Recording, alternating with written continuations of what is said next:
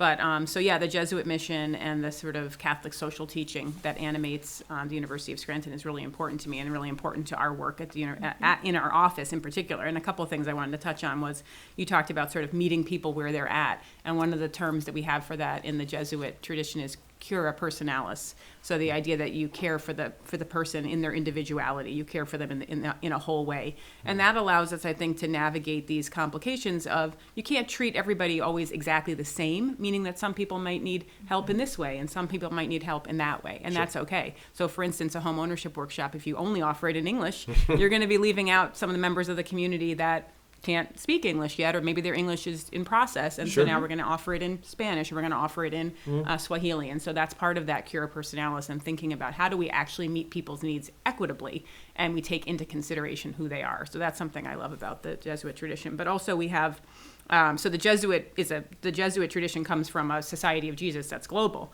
and they have big ideas out there as well. And a couple of things that we really think about as something that we talk to our students about is that we want to shape them to be what we say men and women for and with others. And the for and the with is important because, as you've said too, you don't want to just go out and say, oh, we have this great idea, we're going to do it for you, Instead, it's the idea that you walk with people. And so one of the big tenets of the Society of Jesus right now is walking with the excluded. So thinking about who is left out, or who is the most vulnerable and most marginalized in our community, people who might be unhoused, refugees and immigrants who may be feeling very anxious or excluded right now, or in general. And so how do we then accompany these groups, and how do our students, when they're doing service or community-based learning, how do they think about that? So not going out thinking, I have all the ideas, and what is this going to do for me? But how can I be present in a community and also learn from the community members that I'm with? So that idea of being foreign with others. And then the other thought I had too, which is important I think for a university, there's a tenet of Catholic social teaching called subsidiarity. It doesn't get as much sort of, I don't think people are as much aware of it as some of the other things, but the idea about it is that the people who are closest to a problem know the most about it. So you don't do top down. You go and you listen first, and then you figure out, we are an institution that has a lot of assets. So we do need to be mindful of that and then be able to use those assets and apply them to a solution. We have to be careful about how we do that. And universities can have reputations of being, sometimes not as humble as they should be, and town gown, or being sort of elite.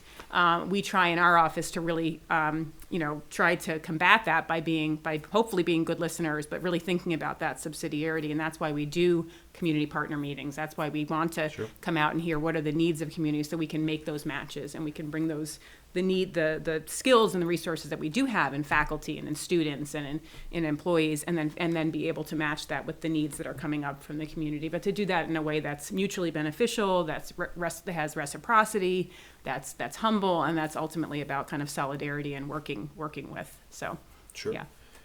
Anything to add? I think that was probably the most thorough explanation of Jesuit values and Catholic social teaching principles.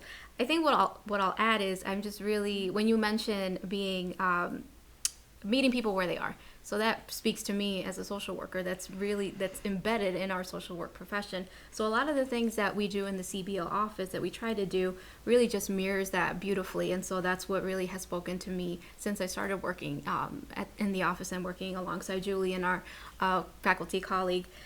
For me, some of the things that stick out, in addition to what Julie mentioned, was this one of the Jesuit values of discernment. So through CBL, it really, not only are students working on a specific community identified need, but they're also taking the time to reflect. So it's not just, okay, I did this, I'm done.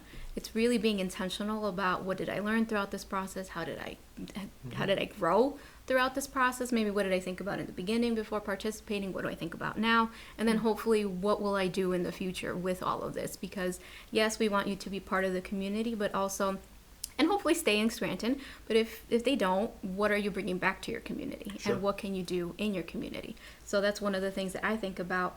And then life and dignity of the human person, which is another important Catholic social teaching principle, again, very much is part of my social work profession and our code of ethics. So for me, that's just really, again, meeting people where they are, being with people, and affording them and acknowledging that they have, dignity and deserve respect, and also that when we work with partners, when we work with community neighbors, that we work in as co-educators, so that, as Julie mentioned, not one of us is holding, or it's not like one of us is holding all of the power in this relationship, Of course. but we're sharing Sure. this power together, if you will.